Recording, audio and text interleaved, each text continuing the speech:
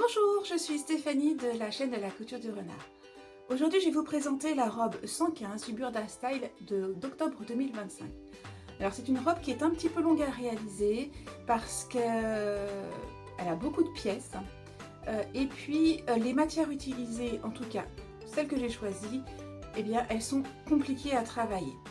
Je parle tout particulièrement du tissu que j'ai utilisé pour le dessus. Donc, il s'agit d'un tissu en polyester de 54 ou 57 grammes au mètre linéaire, donc très fin, très transparent et avec un motif à double base. Donc au centre c'est uni, mais sur chacun des deux bords de l'aise il y a des dessins noirs. Et puis en tissu de doublure, j'ai utilisé un satin duchesse super chatoyant qui réveille un petit peu la doublure, le tissu lorsqu'il est posé dessus.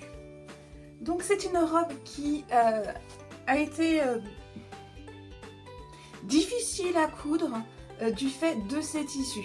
Alors pourquoi? Parce que déjà j'ai utilisé des coutures anglaises. Les coutures anglaises c'est donc double couture, une sur le devant puis retournée et recousue sur l'arrière du tissu.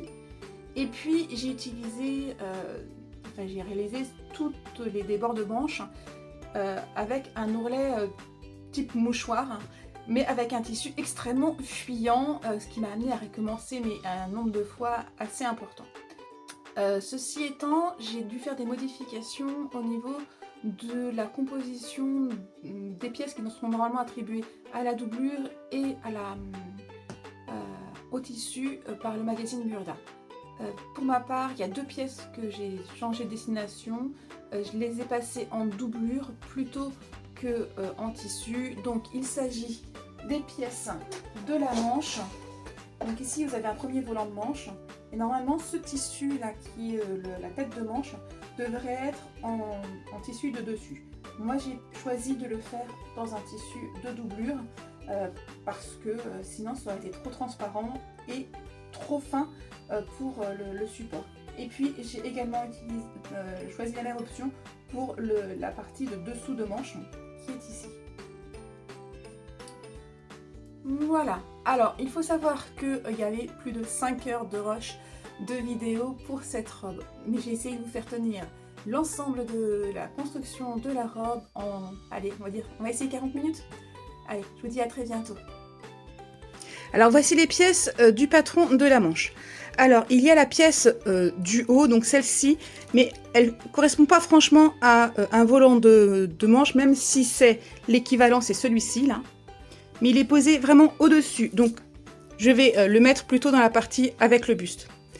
Donc cette pièce ici, c'est la tête de manche, qui est ensuite associée à celle-ci, qui est la suite de la manche. Et pour finir, nous avons cette pièce qui est la fin de manche. Donc quand on regarde la manche finie, donc là je vous ai dit que c'était le volant dont on ne s'occupait pas, la tête de manche, dessus, puis le dernier morceau qui se trouve être la manche avec le poignet. Et on vient incruster à l'intérieur donc cette partie là ici, donc qui va venir se coincer entre la tête de manche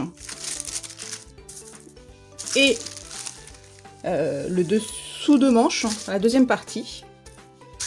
Hop. Mais il va également y avoir, c'est lui, alors 1, 2, 3, il est coincé là, ici.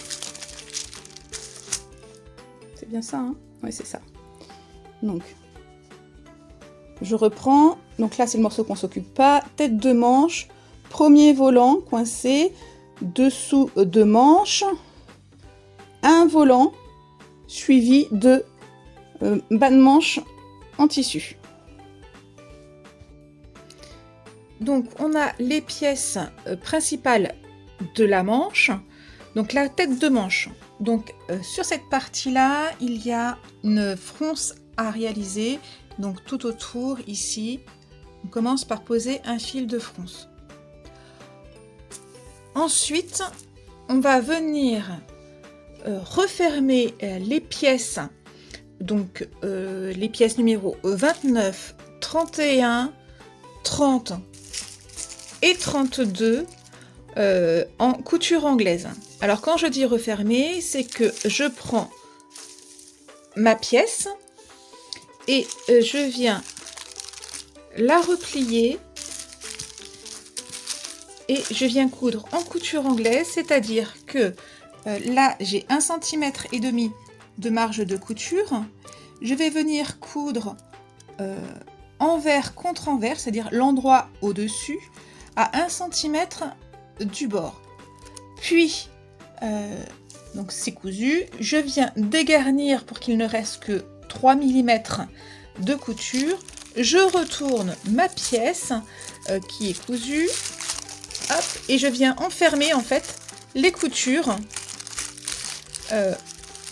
Voilà, en repiquant à 5 mm du bord. Et donc ça, je le fais pour donc toutes les pièces que je vous ai dit là, pour la pièce 29, 30, 31 et 32. Une fois que je vais avoir fait ces coutures, eh bien, il va falloir venir pour les pièces numéro 32 et 30, qui sont les volants, réaliser ici l'ourlet mouchoir. Alors, il y aura un ourlet mouchoir à faire sur la pièce, donc 32 et 30, mais également sur le volant de manche. Donc, voilà, ourlet mouchoir sur toutes ces pièces. Une fois que les ourlets mouchoirs seront réalisés, il va falloir assembler la manche. Alors, on repart sur les parties de base. Donc là, ça, c'est les parties de base de la manche. Il va falloir insérer dedans, donc, ce volant, la pièce numéro 30, va s'insérer au niveau de entre la tête de manche et le dessous de manche. Donc, hop, ça va venir comme ça. Et la pièce numéro 32, elle va s'insérer entre la partie du milieu de la manche et la partie basse de la manche. Donc toc, comme ça. Une fois que ce sera terminé, il restera à finaliser le bas de la manche, ici en faisant un ourlet et en y glissant un élastique à l'intérieur. Alors maintenant on va s'occuper du buste. Donc le buste, il est composé d'une partie dos, d'un côté dos, d'un côté devant, d'un devant et d'un volant. Pour la partie du dessus, pour la partie du dessous, il y a la partie dos avec une parmenture, la partie devant avec une parmenture, et on y ajoute les deux parties milieu dos, côté dos et côté devant. Donc on reprend sur la partie dessus de la robe. Il va falloir commencer par coudre les épaules. Hop, donc on coud les épaules. Une fois que les épaules sont cousues, on prend la pièce de volant et on vient positionner le volant comme ceci et on coud du début à la fin. Une fois que le volant est positionné, on vient coudre les côtés. Voilà. Et une fois que les côtés sont cousus, eh bien on va assembler les côtés ici. Bon, ça paraît simple comme ça, mais il y a un peu de technique à placer au niveau ici de l'assemblage au milieu. Le positionnement du volant qui est pas si simple, et surtout quand Moi, je l'ai fait en couture anglaise, ça fait double travail, et surtout, il y a des épaisseurs à passer à certains endroits, donc en particulier ici, qui sont assez importantes. Voici en image ce que cela donne. Donc là, je commence par fermer mon dos, donc envers contre envers pour réaliser la couture anglaise. Je pique jusqu'au bout, puis je viens dégarnir pour n'obtenir qu'un reste de marge de 3 mm environ, et je retourne pour enfermer ma couture.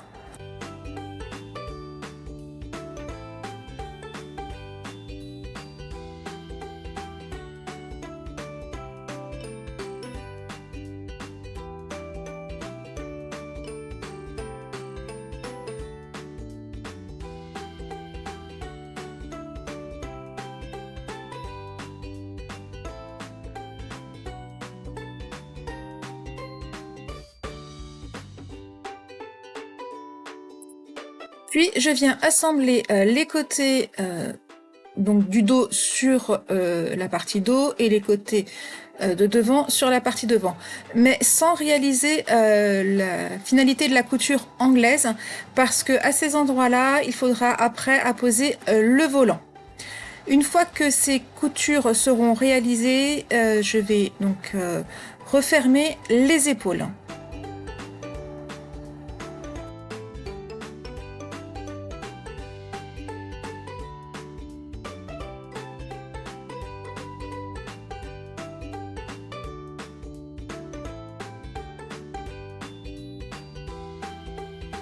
À présent, je viens assembler les épaules, donc toujours en couture anglaise.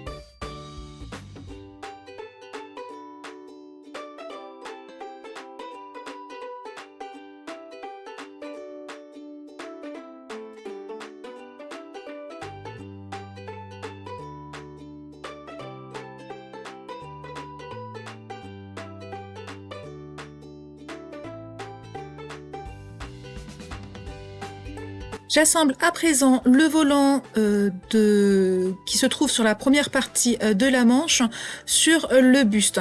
Et donc je viens coudre tout le long, donc en passant par la fin du buste devant jusqu'au la fin du buste dos. Après, il faudra réaliser la couture anglaise. Par contre, la couture anglaise, je vais la réaliser uniquement sur les parties qui sont reliées entre le buste devant et le côté devant, et le buste dos avec le côté dos, car je vais avoir besoin des marges de couture de l'épaule pour pouvoir insérer la manche.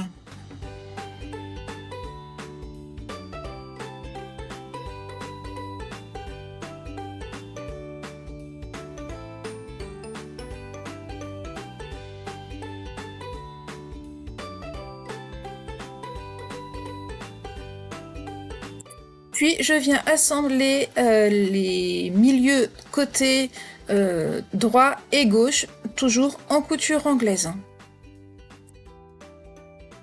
La partie buste en tissu est à présent terminée, et nous allons nous occuper de la partie de doublure. Pour la partie de doublure, donc la partie doublure, Hop, elle a de nouveau besoin de cette partie et celle-ci.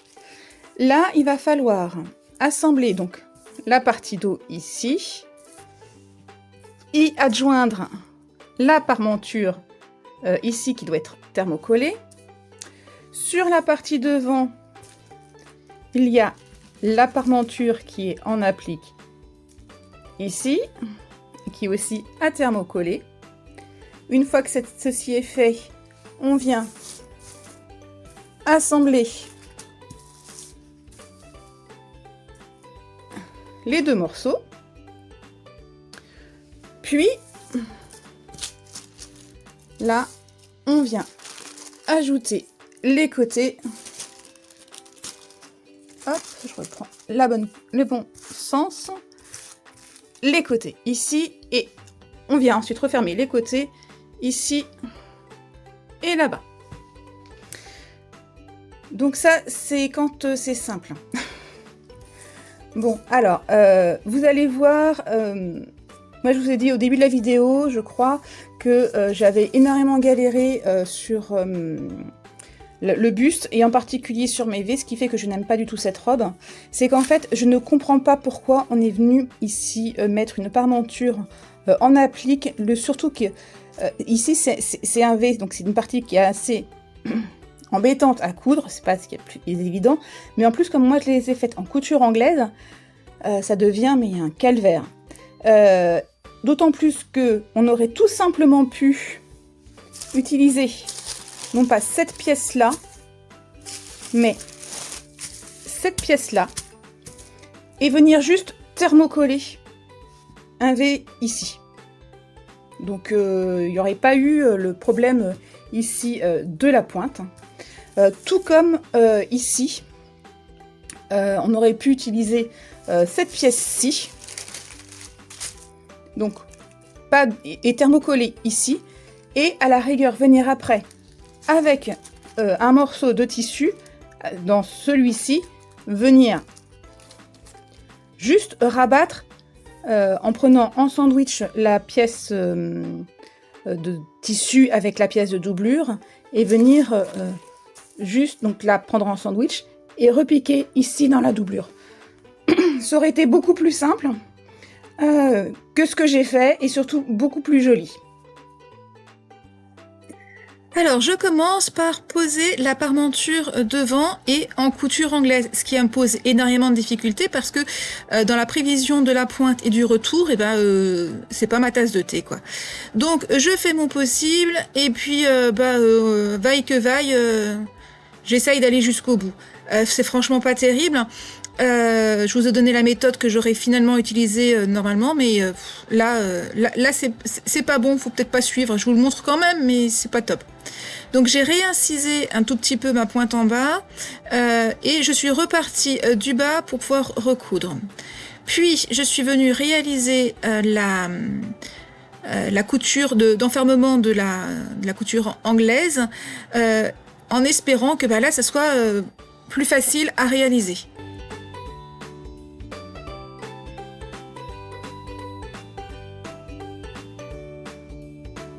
Bon, c'est pas plus facile, et puis la fin du V, il est pas très beau.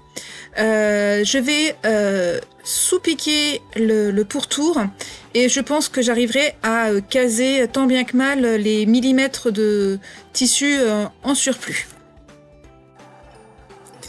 J'assemble le milieu dos de la doublure, toujours en couture anglaise. Donc là, j'ai d'ores et déjà piqué ma deuxième partie de couture anglaise pour le milieu dos et je viens assembler la parmenture de colle sur le dos. Donc je commence par bien fixer mes milieux, puis j'assemble les côtés de façon à ce que tout corresponde bien. C'est de nouveau de la couture anglaise. Alors je vais le redire encore une fois, mais je couds à 1 cm de marge de couture, puis je viens dégarnir la couture à 3 mm du bord, puis après je retourne la couture pour enfermer à l'intérieur les marges de couture et je couds à 0,5 mm du bord.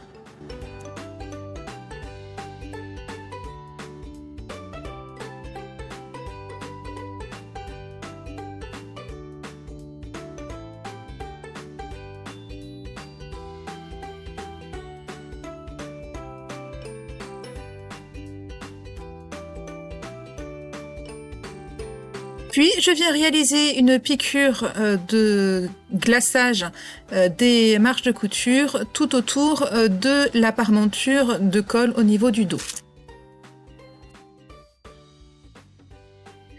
Je fais de même pour la partie du devant. Donc là, vous verrez que j'ai à peu près résolu mon problème.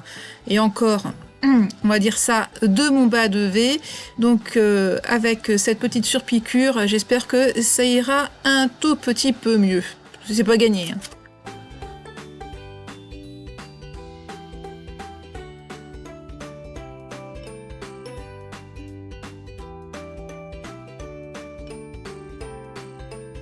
À présent, je m'occupe d'assembler toutes les autres pièces de la doublure.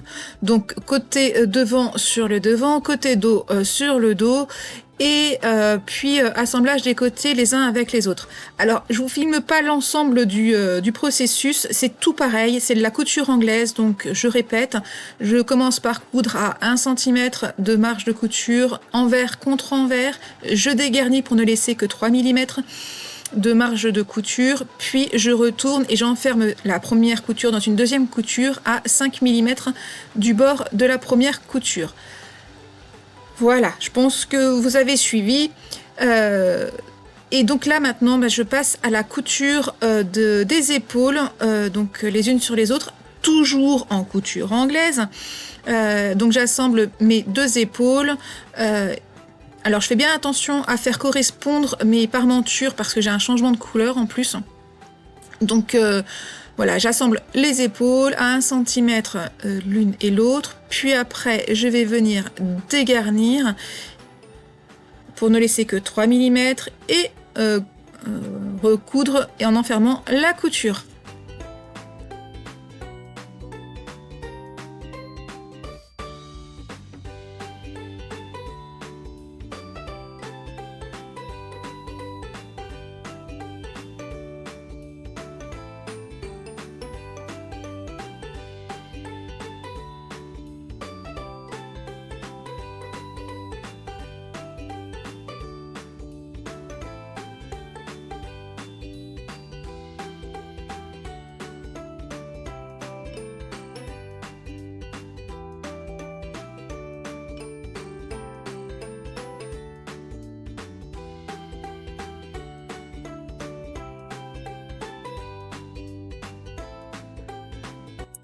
Donc là, c'est la dernière piqûre du buste en doublure.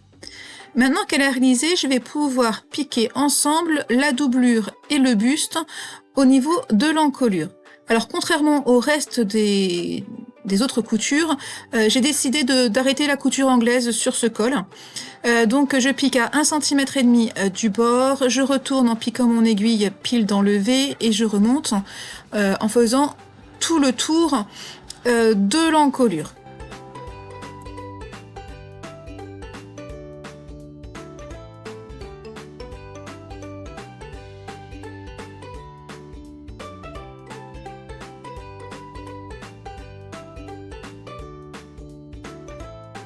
Bon, je suis quand même pas au bout de mes peines avec ce tissu là qui s'étend au fur et à mesure. Donc la solution, c'est de retourner le travail et de faire passer le tissu ultra fluide dessous pour que je puisse résorber l'embu qui s'est créé en remontant du col. Je viens inciser le bas du V et je vais dégarnir quelque peu tout le pourtour de l'encolure. Alors, ensuite, je vais réaliser une piqûre morte tout autour de l'encolure. Alors, qu'est-ce que c'est que cette piqûre morte? En fait, il s'agit de balancer les marges de couture vers la doublure et de piquer à 2 mm du bord. Ça va permettre de maintenir la doublure à l'intérieur du vêtement et pour ne pas qu'elle ressorte vers l'extérieur sur le tissu.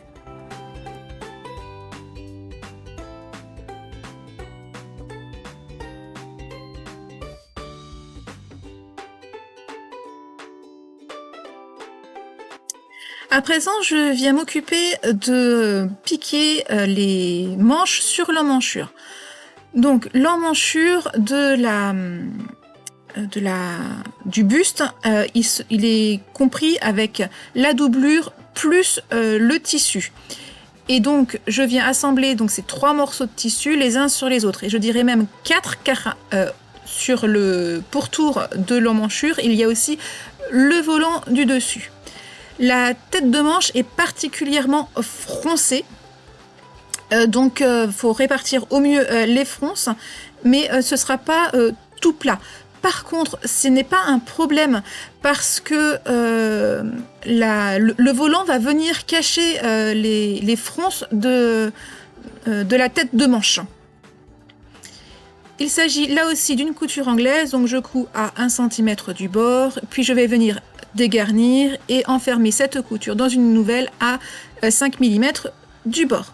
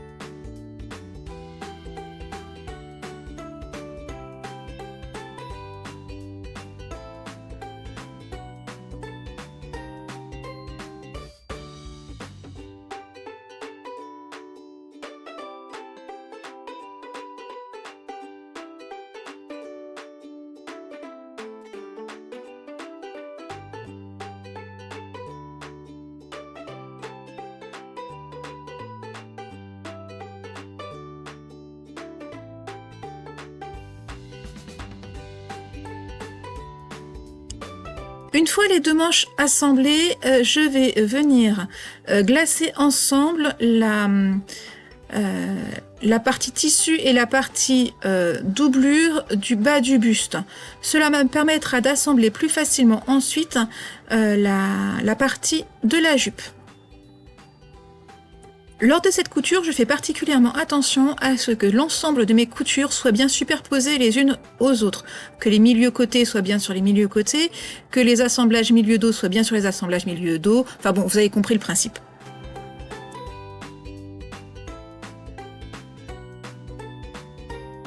Je m'occupe à présent de la jupe. Donc, je viens coudre les côtés de jupe dans la doublure et dans le tissu, et bien sûr le tout en couture anglaise comme d'habitude.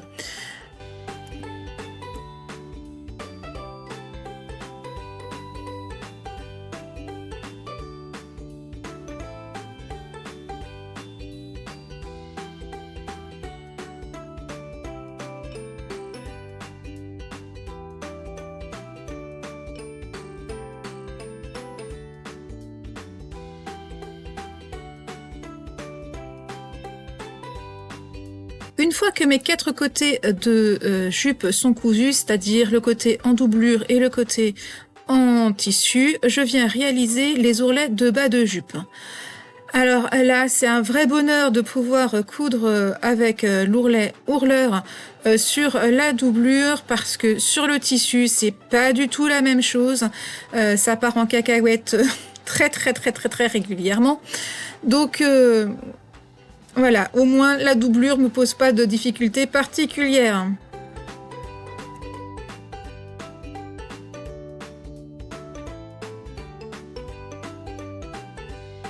Maintenant que mes morceaux de jupe sont terminés, j'ai enfilé la doublure dans le tissu, au niveau de la jupe, et je viens assembler par une piqûre de glaçage le haut de la jupe, donc la partie de la taille. Donc je glace et je fais bien attention à ce que mes côtés soient bien les uns sur les autres. Ce point de glaçage va être très important, car il va me permettre d'avoir un point de repère pour placer ensuite l'élastique de la jupe. L'élastique de la jupe, j'ai trouvé la bonne longueur en mettant l'élastique autour de ma taille, et de façon à ce qu'il ne soit ni trop tendu ni trop lâche. J'ai ensuite assemblé l'élastique pour en faire un cercle, et j'ai posé l'élastique sur le milieu devant et milieu dos de la jupe et je suis venue le piquer en tendant l'élastique au fur et à mesure sur le tissu de la jupe. Et le tout sur la même piqûre, je vous rappelle, que ma piqûre de glaçage. Une fois que cette couture a été réalisée, je suis venue piquer le buste sur la jupe. Et là, du coup, c'était assez simple puisque la jupe s'est automatiquement ajustée avec le buste. Vous ne verrez pas ces coutures car le téléphone a chauffé et je n'ai plus pu faire de vidéo. Voici la robe posée sur le mannequin. Donc vous voyez, c'est un tissu qui est tellement léger que dès qu'il y a un petit morceau de vent, ça virevolte un petit peu. Donc c'est une robe qui n'est franchement pas évidente à réaliser, en tout cas dans ce tissu-là, donc je la déconseille aux débutants. De mon côté, bah écoutez, je l'aime bien cette robe, bon, mais par contre j'ai particulièrement raté le V d'encolure.